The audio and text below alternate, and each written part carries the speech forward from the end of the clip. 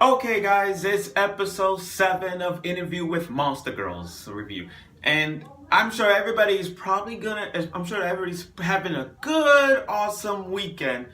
And this episode came out yesterday, but, today's Sunday, and I would have, but, I have work. But I saw episode 7 of Interview with Monster Girls, and I gotta say, this episode was decent. Not too hype, but decent. And by decent, I mean, it wasn't that. It's not that funny, like haha. But it was just like, it was okay. It was a good episode. Now, this episode was about the succubus, the math teacher, and it's about her presence, around other people. But before I get to that, the only thing they did in this is the opening. Like they changed a few things into it. I mean, the only thing they changed, guys, is the Yukiona herself. Like, if you guys remember from previous episodes, they showed her debut in the opening, where she automatically, like, being all sad and all that, being lonely. But in this episode, the only change about her is that when she's sad and when she's all bright and happy, it opens a snow globe behind her, like the background. The snow globe opens, and she's cheerful now. She's so happy. So it's like, everything stays the same. But with her, we're just going to since she's all happy, let's change the background of her image. And that's what they did. That's the only thing they did. Now, again, I want to talk about the succubus. We feel bad about her. I do feel bad. I really do. But her is just, her personality, her outfits towards men, you gotta feel bad. I mean, it's like Kuruma from Rosaria Vampire, I mean, she's all sexy and hot with the big breasts and all that stuff. Her is just, I wish she dressed up even more, but I understand her wants and needs, and I don't blame her. I really don't. How often do Demis need to have kids or want to have a boyfriend or girlfriend?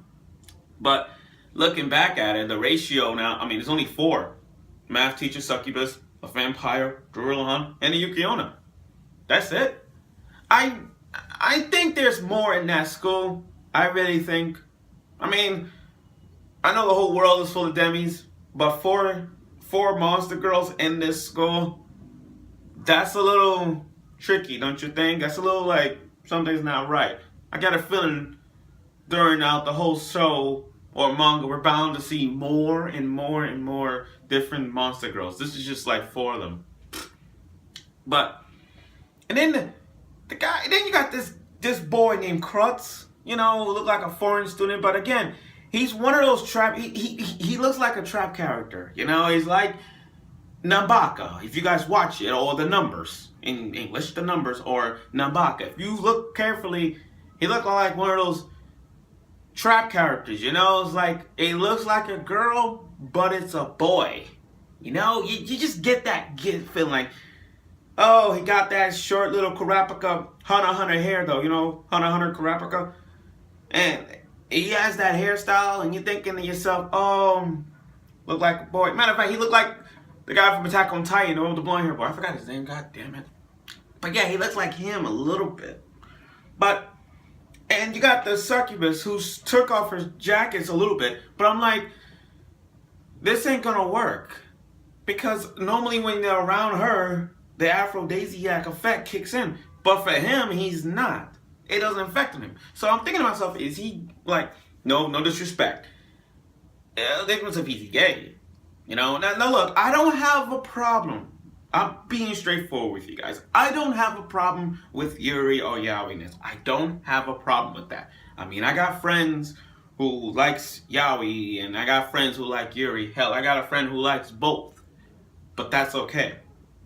Now, moving on. To me, I think he's gay. I'm not judging him for that, but it's not affecting him, so I'm like, what the fuck is this guy's problem? I mean, it affects the teacher, but it ain't affect him. So I'm like, he got some kind of anti-burial spell around him, or he just don't love her at all. I mean, think about it, guys. If you see a succubus, would you like her automatically? Or will it just like, I'm just gonna ignore her because she ain't that ugly. You know, she got a body, she ain't my type. You know, that kind of thing. That kind of thing. And you meet this guy who's just big, tall guy. Like the vampire girl said, oh, he got this, look like a bear and everything. I can see where that's coming from now. But he got some, the little boy got moves though. He got moves. He literally executes some moves, maneuvers, and just like put the big guy in an armbar like some freaking UFC shit. But I'm like, okay, he's good. And the connection between the giant, that big guy who is I forgot his name, senpai, whatever, and the succubus, you know, they're connected. But they don't like each other. They're just connected. But it was just like a reunion type base at its moments. And while the episode gets better and better, the only funny thing I find it was the succubus talking gibberish about, oh, I want to be with him so bad, I want to have kids, all that stuff. And the only funny thing was, Vampire Girl ended with sniffing them and just saying, you stink, you smoke, you know, that stuff, and he ran off. That's the message right there. Don't smoke around demis, because they will smell you, and they don't like you. Period. So, what did we learn so far? Well, there's some yaoi development that's coming along in this episode between the big guy and Clark. You know, there's a yaoi connection. I see that, and I'm sure y'all do. And again, this episode wasn't too bad, but it was decent. You know, like pretty sure scale of 1 to 10, I give this like a freaking 7.5. But it was great. So, tune in next week for episode 8 of Interview with Monster Girls. And remember, people, if you see a succubus, try to hold your libido down, or try to go for it.